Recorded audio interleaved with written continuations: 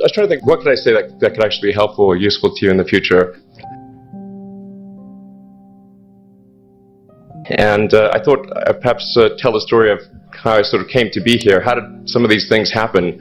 And maybe there's some lessons there, because I often find myself wondering, how did this happen? So when I was young, I didn't really know what I was going to do when I got older. People kept asking me, and eventually I thought that the idea of inventing things would be really cool. And the reason I thought that was because I read a quote from Arthur C. Clarke, which said that a sufficiently advanced technology is indistinguishable from magic. And that's really true. If you go back, say 300 years, the things that we take for granted today, you'd be burned at the stake for. You know, being able to fly, that's crazy. Being able to see over long distances, being able to communicate, having effectively, with the internet, a group mind of sorts, and having access to all the world's information instantly from almost anywhere on the earth. This is stuff that really would be magic, or would be considered magic in times past.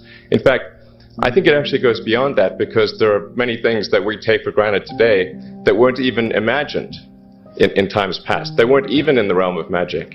So it actually goes beyond that.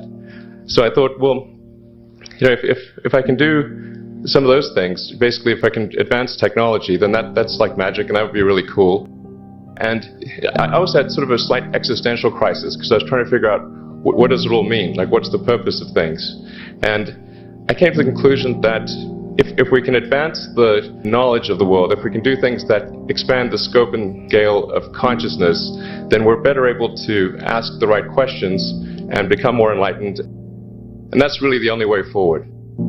So I studied physics and business, because I figured in order to do a lot of these things, you need to know how the universe works, and you need to know how the economy works. And you also need to be able to bring a lot of people together to work with you to create something, because it's very difficult to do something as an individual if it's a significant technology. So I originally came out to California to try to figure out how to improve the energy density of electric vehicles, basically to try to figure out if there was an advanced capacitor that could serve as an alternative to batteries. That was in '95, and that's also when the internet started to happen. And I thought, well, I can either pursue this technology where success may not be one of the possible outcomes, which is always tricky, or participate in the internet and be part of it. So I decided to drop out. Did some internet stuff. Did a few things here and there. One of which was PayPal. And I think maybe it's helpful to say one of the things that was important then in the creation of PayPal was kind of how it started, because the initial thought was with PayPal was to create an agglomeration of financial services, so to have one place where all of your financial services needs would be seamlessly integrated and work smoothly. And then we had like a little feature which was to do email payments.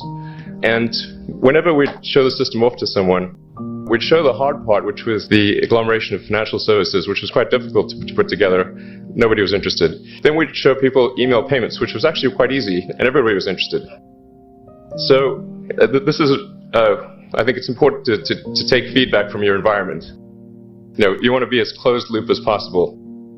So we focused on email payments and really try to make that work, and that's what really got things to take off. But if we hadn't responded to what people said, then we probably would not have been successful.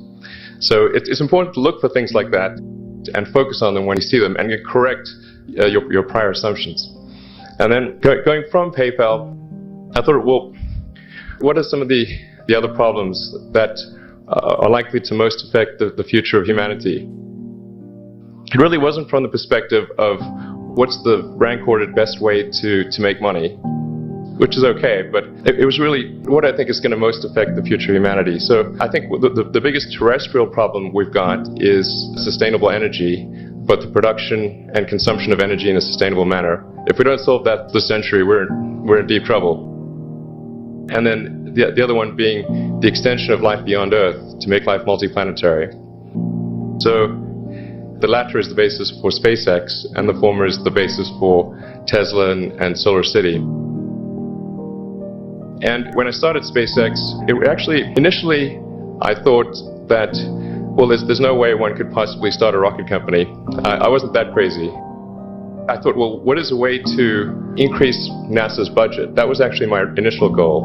So I thought, well, if we can do a low-cost mission to Mars, something called Mars Oasis, which would land seeds in dehydrated nutrient gel, and you hydrate them upon landing, and then you'd have this great sort of money shot of green plants on a red background. The public tends to respond to precedents and superlatives, and this would be the first life on Mars, the furthest that life's ever traveled, as far as we know. And I thought, well, that would get people really excited, and therefore increase NASA's budget. So obviously, the financial outcome from such a mission would probably be zero. So anything better than that was on the upside. So I actually went to Russia 3 times to look at buying a refurbished ICBM, because that was the best deal. And I can tell you it was very weird going there in late 2001, 2002, going to the Russian rocket forces and saying, I'd like to buy 2 of your biggest rockets, but you can keep the nuke. That's a lot more. They thought I was crazy, but I did have money, so that was okay.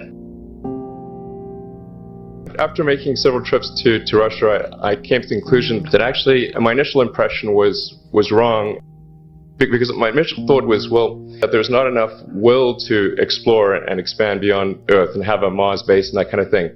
But I came to the conclusion that that was wrong.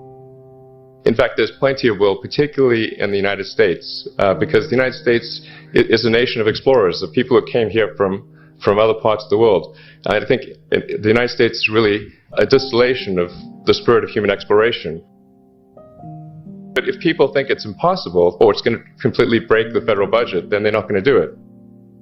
So after my 3rd trip, I said, okay, well, what we really need to do here is try to solve the space transport problem. And started SpaceX. And this was against the advice of pretty much everyone I talked to. One friend made me sit down and watch a bunch of videos of rockets blowing up. Let me tell you, he wasn't far wrong. It was tough going there in the beginning, because I'd never built anything physical. I mean, I'd built like little model rockets as a kid and that kind of thing, but I'd never had a company that built anything physical. So I had to kind of figure out how to do all these things and bring together the right team of people. And so we did all that and then failed 3 times. It was tough going. Because the thing about a rocket is the passing grade is 100%. And you don't get to actually test the rocket in the real environment that it's going to be in. So I think, so the best analogy for rocket engineering is like if you want to create a really complicated bit of software, you can't run the software as an integrated whole, and you can't run it on the computer it's intended to run on. But the first time you put it all together and run it on that computer, it must run with no bugs. That's basically the essence of it. So we missed the mark there. The first launch, I was picking up bits of rocket near the launch site. It was a bit sad. But we learned with each successive flight, and we're able to eventually, with the 4th flight in 2008, reach orbit.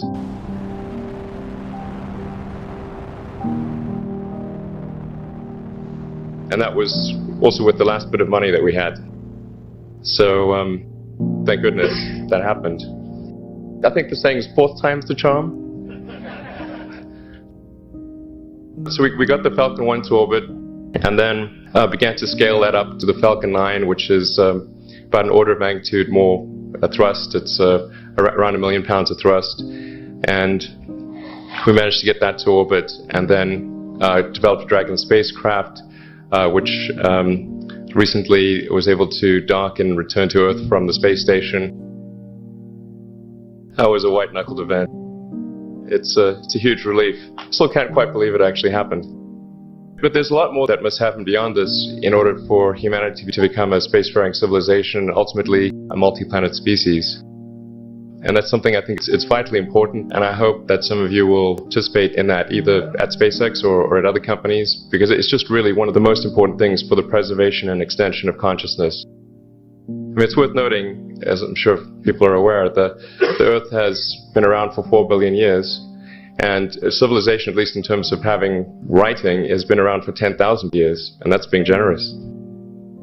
So it's really somewhat of a tenuous existence that civilization and consciousness, as we know it, has been on Earth. And I think I'm actually fairly optimistic about the future of Earth. I don't want to sort of people to have the wrong impression that I think we're all about to die. I think things will most likely be okay for a long time on Earth. But not for sure, but most likely. But even if it's sort of 99% likely, a 1% chance, it's still worth spending a fair bit of effort to ensure that we have backed up the biosphere, planetary redundancy, if you will. So I think it's really quite important.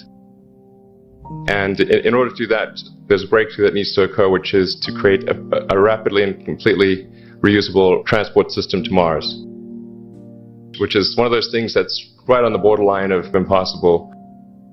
That's sort of the thing that we're going to try to achieve there with SpaceX. And then on the Tesla front, the goal with Tesla was really to try to show what electric cars can do, because people had the wrong impression. We had to change people's perception of an electric vehicle, because they used to think of it as something that was slow and ugly and had low range, kind of like a golf cart. So that's why we created the Tesla Roadster, to show that you can be fast, attractive, and long range. And it's amazing how, even though you can show that something works on paper and the calculations are very clear, until you actually have the physical object and they can drive it, it doesn't really sink in for people. So that, I think, is something worth noting. If you're going to create a company, the first thing you should try to do is create a working prototype. Everything looks great on PowerPoint. You can make anything work on PowerPoint, but if you have an actual demonstration article, even if it's in primitive form, that's much more effective for convincing people. After we made the Tesla Roadster, people said, "Oh, sure, we always knew you could make a car like that. It's an expensive car, and it's low volume, and it's small and all that, but you couldn't make a real car." Like, okay, fine, we got to make that too. But I think the overarching point I want to make is that you guys are the magicians of the 21st century. Don't let anything hold you back. Imagination is the limit, and go out there and create some magic. Thank you.